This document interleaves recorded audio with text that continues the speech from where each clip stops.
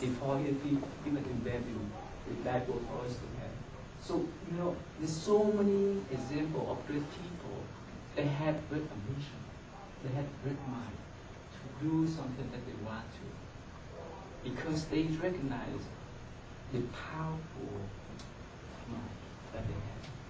So I think some of you, or most of you, or all of you, may have some ambition to become first lady, first woman, first president who is a lady, who knows. And you may have different ambitions, wishes that you want to fulfill for your lives. But my point is that the mind alone can transform everything if you want to. So that is the main theme of Buddhism. Whether you say, okay, Buddhism talks too much about suffering, right? But the Buddha wanted to emphasize that we need to utilize our mind. We need to transform our mind from the negative one to the positive one.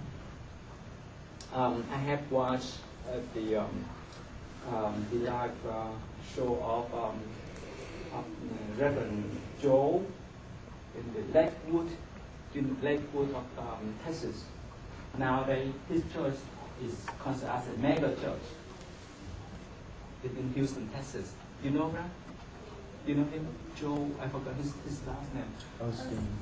Yes. Every Sunday he has about 13 or 14,000 people to come to his church. Right? It's huge. There's a reason that he called it. His church is mega church. He talks something common sense. He talks about how to transform the negative mind into the positive one. And that's, I think, is in line with Buddhism. The Buddha church reminds us that we have that kind of powerful mind. We can transform it if we have the will. If we have the will, we can transform the suffering here. The suffering is something that we wouldn't want. Actually, from the time we were born up to now, the only thing we want to have is the peacefulness and happiness. Whether it's our material lives, our spiritual lives, our financial lives, right? We want to have some kind of happiness. In order to obtain that, we want to get something that we can fulfill our wish. So the Buddha said that yes, if you want to have that kind of happiness, of peacefulness, let's go with the mind. So actually, if you read the Buddhist Sutra or Bibles, you will see that most of the times the Buddha mentioned about the mind, because again they say that the mind is the owner of our life. The mind is the creator of our life. Let's say most of you are sophomore here, right? Now you want to be engineer, you want to be doctor, you want to be army soldier. That's because of your wish. It's not on your mind. And if you put a lot of effort in studying, right? Will you get to the goal that you want to? Because that's what you want. So that means you are the creator of your life. You are the owner, and you are the boss of your life. No one else. Of course, when I'm talking about this kind of principle, this may seem to you that's different from your tradition, Christian and Catholic tradition. But please, again, I'm talking in the point of a Buddhist monk, a Buddhist point of view. So my point again, in Buddhism, it's always mentioned that the mind is not important agent. Your mind is the owner of your life. Your mind is the creator of your life. No one else. Yes, your parents, the teachers, your professor, your friends, and so on can be supporters. But if you don't put effort in that, kind of studying or working, no one else give you credit. Even you have millionaires parents, you may inherit billions of dollars, but sooner or later you can use them up if you use in the proper way. So my point is that if you understand the mind, if you recognize how powerful the mind is, you would know how to use it to transform it from the stressful situation into the happiness, into the happy situations. I put it this way: when you deal with your friends, let's say he or she is your good friends, you want to make some kind of long-term relationship, but somehow it doesn't work out. You break up, right? And sometimes, actually, with my experience, especially with the couple, with the spouse, yes, they could live together for years, a few decades. But whenever they break up, what happens? They see each other as enemy. Have you seen that? Right? So sometimes when they mention about other spouse names, some kind of hatred thought pop up in their mind. And that means they don't want to talk about that person at all. But the point I want to say is that sometimes, because we don't know how to use our mind, we build up relationship with other people in a happy way, but later on we end up in a disaster way. Because we have different point of view. Also because we don't know how to use our mind. So that is one of the principles. What I say that whenever we see or meet with our enemies or the spouse that we don't want, we suffer. Yeah. That's the suffer. And the Buddha mentioned that because suffering because anger. And having angry mind or having peaceful mind, what happened? Within 1 second, within 1 moment. You recognize that? We can change or we can flip-flop them easily, depending on how much attachment we have. Right? If we attach to that person too much, wow, we don't want to talk to that person. But if we let go, we forgive other people, mistake. Yes, we can accept them easily. I just read one article. This talk about one lady. Actually, this is involved in the whole family's members. They have a actually the article. Let's talk about one lady first. That lady, she has a sister. She loved that sister too much. But one night, somehow she got into a car accident. And what happened? Her sister died. And later on, they found out the reason why she was hit was that a drunk lady. She just got out from the bar and hit her sister and crushed her sister's car.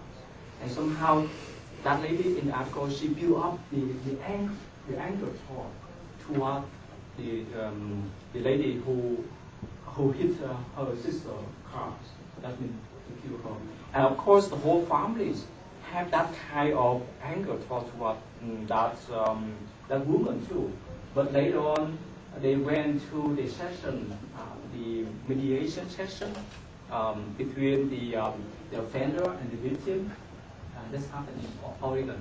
So later on, that woman, the drunk woman, agreed to come to see the whole families of the lady that she killed by car accident. So finally, the drunk lady agreed that she needs to go through the alcoholic programs, the AA program, you know that, and she did some kind of community work and so on. So after that agreement, somehow this relieved their anger. And of course, eventually they forgive that woman mistake. So there's many cases. Actually, if you search on the internet, there's many websites talking about forgiveness, and especially I think in the Christian and the Catholic traditions, emphasize on the forgiveness, right? Sometimes we make mistakes. Of course, we're human, and other people they make mistakes too. So as soon as we forgive other people's mistakes, the first beneficial person is us. We the one who get that kind of benefit. to relieve from the suffering, the mental suffering, through the act of forgiveness. So we see many cases, that divorce cases, that's the spouse, they keep with their attachment. They don't want to forgive each other. The reason why it always keeps that kind of suffering thought within their mind, with their mentality. And they carry on everywhere, even at the workplace, at the teaching place, and so on. So somehow it's burning them. So the Buddha said that that's not work well. Why don't we forgive other people instead? Why don't we let go that kind of attachment so that we can be peaceful, so that we can be happy? And you say that? You see that? That is a similar teaching in the Christian and the Catholic tradition too. So it's not much different. Of course, the other differences we can discuss later on. But my point is that as long as we know the cause of the sufferings, we can transform them. Now, again, let me tell you this. There's many people asking. Actually, yesterday,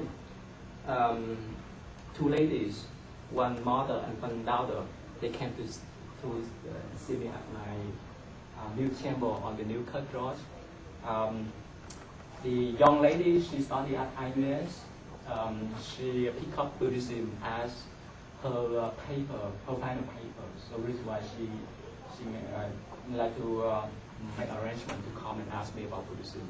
Of course, she brought along herself. He brought her mom along with her. This was for her safety. Anyway, so her mom asked me many questions instead of that young lady. She asked me about, do I worship Buddha? I think some of you may have that kind of question, right? What do you think? What do you think?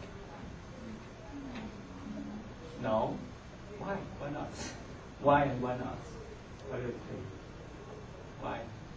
Can you? Buddha wasn't a god, he was a person. Okay. A holy man. Okay. Why? Why so? Why? You don't know? I'm not sure. I guess that's a pretty good reason. One of the things I found out from our Buddhist Catholic conference recently in Minnesota is that in Asia, if you go to any Buddhist temples, regardless of the traditions, whether it's Theravada or Mahayana tradition, we will see many people, they put a lot of devotion to Buddha. They may pray for the Buddha. That's a form of worship. That's a form of worshiping. And actually, we have, right, Pure Land tradition. You heard about that?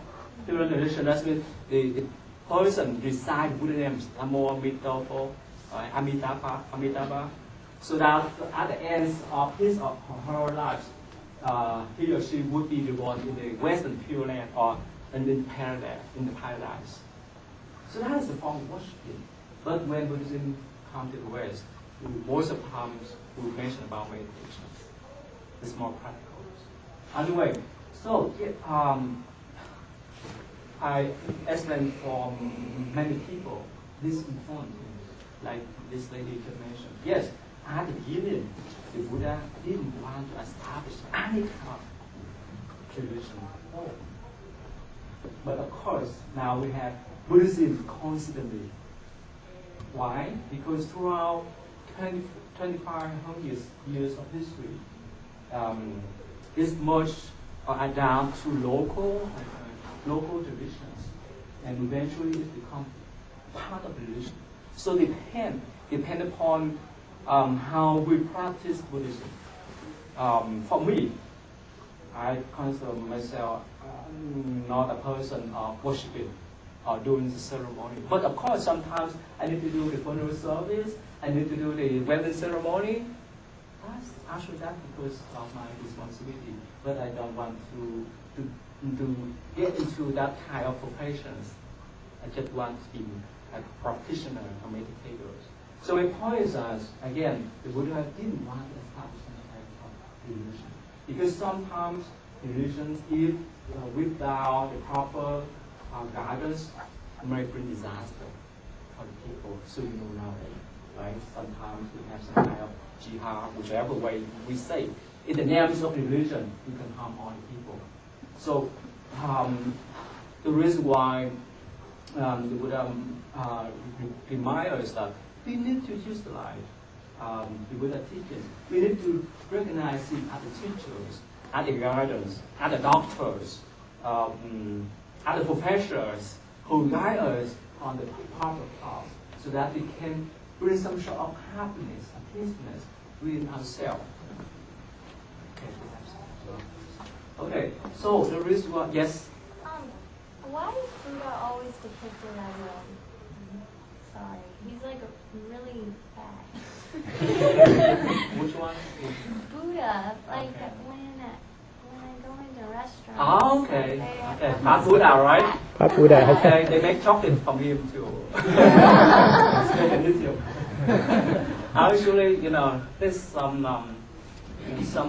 legend, legendaries behind that. He calls the as Bodhisattva, not Buddha. The historical Buddha is Shakyamuni Buddha, and the fat monk, we call it fat monk, not the fat Buddha. Of course, in the West, people mistakenly think that he is Buddha, but somehow there's some legend regarding about that image of monk. Actually, he is considered a next Buddha. We call Maitreya, Bodhisattva. Hope you heard about that. Maitreya.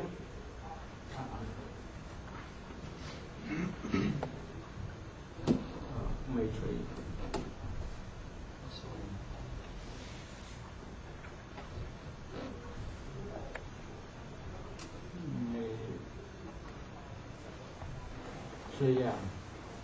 Maitreya. I think you know the word Buddha and Bodhisattva, right? Buddha, right? And Bodhisattva.